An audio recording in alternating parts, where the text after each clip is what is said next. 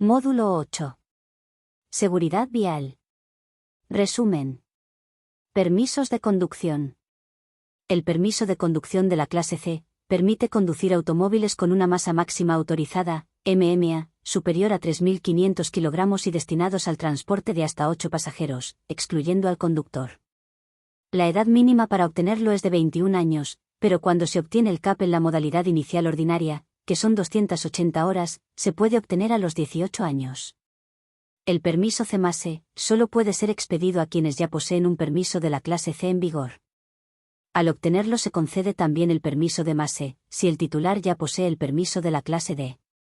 El permiso de la clase C1 autoriza a conducir automóviles con una masa máxima autorizada superior a 3.500 kilos, pero sin exceder los 7.500 kilogramos. El permiso C1+E permite conducir conjuntos de vehículos formado por un vehículo tractor de la clase C1 y un remolque o semirremolque de más de 750 kilogramos. El B+E permite conducir conjuntos de vehículos acoplados, formados por un vehículo tractor autorizado por el permiso de la clase B y un remolque o semirremolque con una masa máxima autorizada no superior a 3.500 kilogramos. Vigencia. El permiso C tiene una vigencia de 5 años para titulares menores de 65 años. La obtención de los permisos de las clases C y D implica automáticamente la concesión de los permisos de las clases C1 y D1, respectivamente. El permiso tiene una vigencia de 3 años cuando el titular haya cumplido 66 años. Permisos extranjeros y reglas en España. Una persona con un permiso de conducción extranjero, no emitido por un país de la Unión Europea o del Espacio Económico Europeo, puede conducir en España durante 6 meses a partir de su entrada en el país o desde la obtención de la residencia. Una vez transcurrido ese plazo, debe solicitar el canje de su permiso por el equivalente español para poder seguir conduciendo. En los permisos canjeados provenientes de países no comunitarios, se indicará el origen del canje. Los permisos de conducción emitidos en países de la Unión Europea o el Espacio Económico Europeo son válidos en España bajo las mismas condiciones que en su país de origen. Mercancías peligrosas. Para conducir vehículos que transporten mercancías peligrosas, se requiere una autorización administrativa especial, además del permiso de conducción necesario. Esta autorización, cuya vigencia es de 5 años, puede prorrogarse por periodos adicionales de 5 años realizando un curso específico. Para obtenerla, es necesario tener al menos un permiso de la clase B, con 1 año de antigüedad, residir de forma habitual en España y superar el curso de mercancías peligrosas ADR. Normas sobre permisos de conducción. Cualquier variación en los datos del permiso de conducción debe ser notificada a la Jefatura Provincial de Tráfico en un plazo de 15 días. Se pueden expedir duplicados del permiso en casos de pérdida, robo o deterioro del original.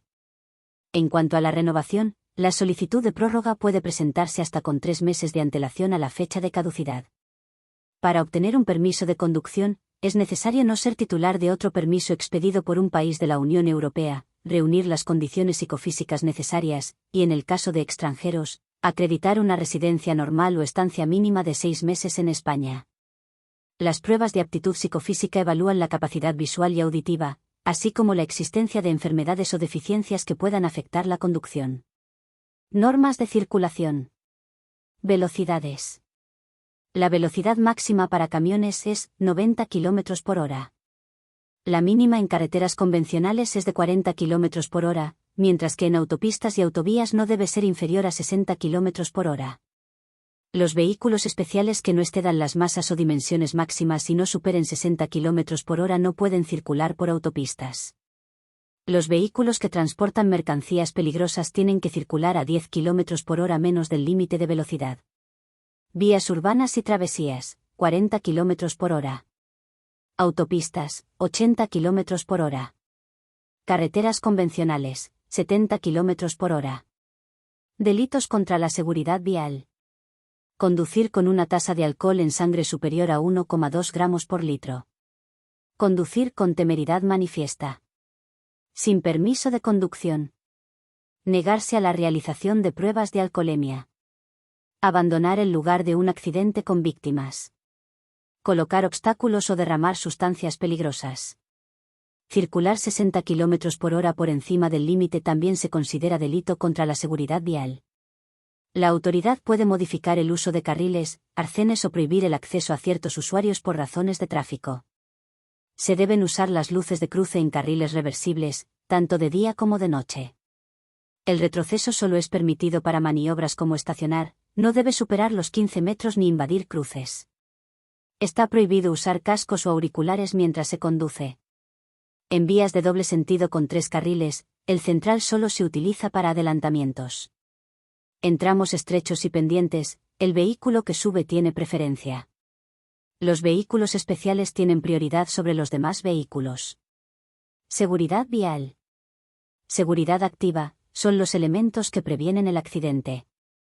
Por ejemplo, los frenos, neumáticos y la dirección. Seguridad pasiva. Elementos que protegen durante el accidente, como los cinturones o el airbag. Seguridad preventiva. Incluye los sistemas que ayudan al conductor a mantener la atención, como los espejos retrovisores, dispositivos de señalización y sistemas de climatización. Revisión del vehículo. Es recomendable revisar el funcionamiento de todas las lámparas del alumbrado y el reglaje de los faros mensualmente. Es aconsejable sustituir los neumáticos de un mismo eje simultáneamente, que sean de la misma marca y características, colocando los neumáticos más nuevos en el eje trasero. Para una frenada eficaz, los ejes deben frenar de forma equilibrada. Un lecho de frenado es una pista para frenadas de emergencia en carretera, señalizada a 1 kilómetro de su entrada. Seguridad en camiones. La cabina de un camión debe ser resistente para responder ante el impacto de la carga. La carga influye en gran medida en la eficacia de la frenada, sobre todo su cantidad, distribución y sujeción. Cinturones de seguridad. El conductor y los pasajeros deben usar cinturón de seguridad, tanto en áreas urbanas como interurbanas. Los distribuidores de mercancías están exentos del uso de cinturón, en operaciones repetidas de carga y descarga en distancias cortas dentro de poblado. Emergencias. Al presenciar un accidente de tráfico, lo primero es preservar la seguridad de la circulación y estacionarse fuera de la calzada con las luces de emergencia. Seguidamente se debe avisar y pedir ayuda especializada. Por último se procede a socorrer a los heridos. Como regla mnemotécnica podemos recordar la palabra PAS. Proteger, avisar y socorrer. Todos los usuarios de la vía están obligados a actuar tras presenciar un accidente, auxiliando o solicitando ayuda, salvo que la ayuda esté organizada. Reanimación cardiopulmonar. RCP. La parada cardiorrespiratoria implica la detención simultánea de la respiración y la circulación. Para verificar una parada cardíaca, se debe tomar el pulso en el cuello, pulso carotídeo. La RCP se realiza con 30 compresiones torácicas seguidas de 2 ventilaciones, a un ritmo de 100 compresiones por minuto sobre una superficie dura y con el accidentado boca arriba. Hemorragias. La hemorragia arterial se distingue por la sangre roja que sale a borbotones. Se debe presionar directamente sobre la arteria afectada, en el brazo la presión se aplicará por encima del codo. En caso de hemorragia externa, se debe aplicar presión directa con un trapo limpio. Si el apósito se empapa, se debe agregar otro sin retirar el anterior. En este tipo de hemorragia hay riesgo de infección. En caso de hemorragia nasal, se debe pinzar la nariz y mantener la cabeza inclinada hacia adelante. Estado de shock. El estado de shock suele ser causado por hemorragias. El herido puede presentar palidez y sudoración fría. No se debe dar comida, bebida ni medicación a heridos con hemorragias. Fracturas. Las fracturas pueden ser cerradas, sin rotura de la piel, o abiertas con síntomas como edemas, hematomas y deformidad. Las fracturas deben inmovilizarse. Quemaduras. Primer grado, causan enrojecimiento y dolor. Segundo grado, provocan ampollas en la piel. Tercer grado, la piel se calcina por completo, lesionando los tejidos que se encuentran por debajo, y en algunos casos, destruyendo músculos y vasos sanguíneos. No se deben quitar las ropas pegadas a una quemadura. Se deben cubrir las quemaduras con apósitos húmedos. Si continúa el fuego, se debe extinguir cubriendo al accidentado con una manta. Los heridos deben ser inmovilizados si se sospecha una lesión medular. Especialmente en el cuello, manteniendo la cabeza fija, si es necesario lo haremos con nuestras propias manos el tiempo que sea necesario. No se debe mover a los heridos graves, salvo que su seguridad esté en peligro. Es importante tapar a los heridos para mantener su temperatura corporal y evitar la hipotermia. Para evitar obstrucciones en las vías respiratorias, es recomendable colocar al accidentado en posición lateral de defensa. Estiba. La estiba es el proceso de colocar la carga en un vehículo para su transporte, preservando la seguridad de las mercancías y de las personas. Se debe evitar desperfectos o movimientos peligrosos durante el trayecto. Elementos utilizados en la estiba. Las cantoneras protegen la mercancía y distribuyen la fuerza de los amarres sobre la carga. Correas de estiba, normalmente fabricadas en poliéster, poliamida o polipropileno, son resistentes a ácidos corrosivos y llevan etiquetas que indican su capacidad de amarre. Deben ser sustituidas si presentan algún daño. Las cadenas de estiba, a diferencia de las de elevación, utilizan dispositivos de tensión, y no deben usarse si presentan eslabones torcidos, un alargamiento superior al 3%, desgaste o fisuras. Tensores, ajustan los elementos de amarre, como cadenas, cinchas y cables. La madera es útil para rellenar huecos y crear apoyos o cuñas. Además aumentan el rozamiento.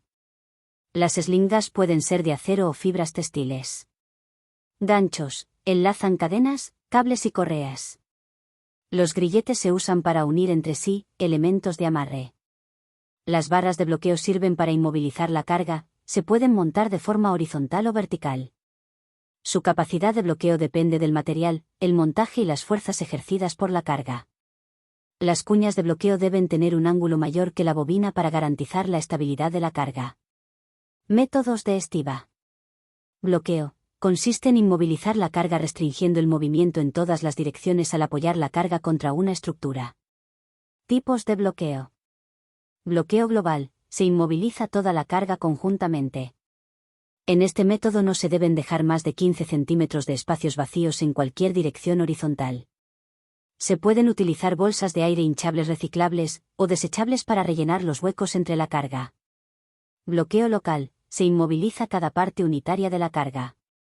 Por ejemplo, para estibar bobinas u objetos cilíndricos. Las cuñas se fijan a la plataforma y se bloquean con el peso de la carga. Deben tener una altura mínima de 1/3 del radio del cilindro, cuando no se utiliza amarre superior. Se pueden usar dos cuñas largas apuntaladas para formar una base de cuñas. Amarre directo. Consiste en crear una fuerza en dirección contraria a las fuerzas de inercia, utilizando elementos de amarre como cadenas o correas de amarre. Existen diferentes tipos de amarre directo. Amarre diagonal. Se utilizan 4 amarres en dirección opuesta. Amarre paralelo. Requiere 8 amarres. Los amarres diagonales usan 4. Los amarres de medio rizo, también conocidos como amarres en bucle, son útiles para impedir desplazamientos transversales y requieren al menos 3 amarres. Sujeción con resortes. Permite fijar la carga hacia adelante y hacia atrás. Amarre superior. Busca aumentar la fuerza de rozamiento entre la carga y la plataforma del vehículo. La efectividad del rozamiento depende tanto de la fuerza del amarre como de la rugosidad de la superficie. Si el ángulo entre los elementos de amarre y la plataforma es demasiado reducido, el amarre pierde efectividad. Para aumentar el rozamiento de la carga, se pueden emplear esteras de goma. Se colocan sueltas, acopladas a la plataforma o a la unidad de carga. Deben ser lo suficientemente gruesas para que el peso de la carga se transfiera completamente a través de ellas. También se suelen utilizar láminas de papel recubiertas con material de alta fricción entre capas de mercancía apilada. Los puntos de amarre de un vehículo suelen estar ubicados en ambos laterales, dispuestos por pares, uno frente al otro.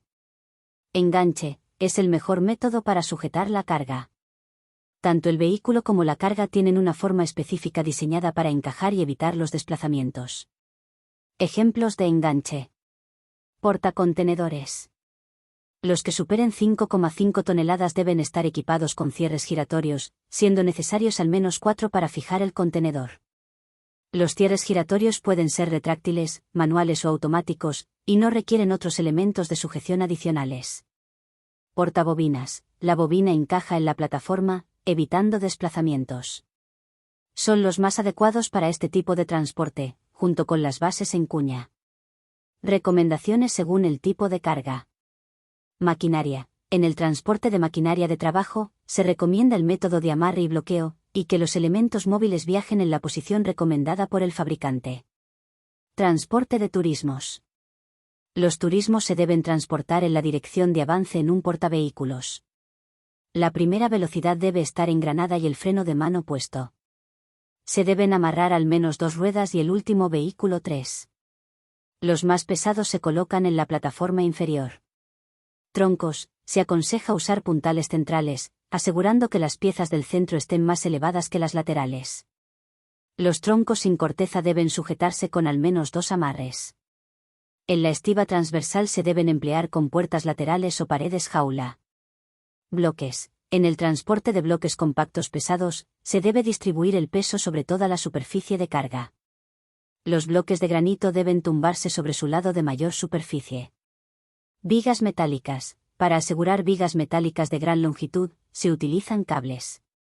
Palés: el amarre cruzado superior es ideal para inmovilizar un grupo de palés en ambas direcciones transversales. Normativa e inspección de la carga. La sujeción de la carga es correcta cuando el movimiento es mínimo y las mercancías no pueden desplazarse fuera de la superficie de carga. Las fuerzas de seguridad están autorizadas a inspeccionar la sujeción durante el transporte.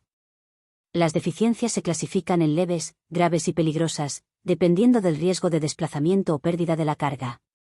Las cargas que oculten luces o indicadores del vehículo deben corregirse antes de volver a circular. Las cargas combinadas no deben mezclar productos que desprendan olores con otros que los absorban fácilmente. Los productos sueltos que generen polvo deben transportarse en vehículos cubiertos con toldo. El modo en que se estiba la mercancía influye mucho en la estabilidad del vehículo, y por lo tanto, en la seguridad vial. Fuerzas de sujeción de la carga. Durante el transporte, la carga experimenta fuerzas debido a la aceleración, deceleración y movimientos laterales del vehículo. La sujeción debe soportar estas fuerzas, que se calculan en función del peso de la carga multiplicado por factores que varían según la dirección del movimiento. En sentido de la marcha, peso de la carga por 0,8. En sentido lateral y en sentido contrario, peso de la carga por 0,5.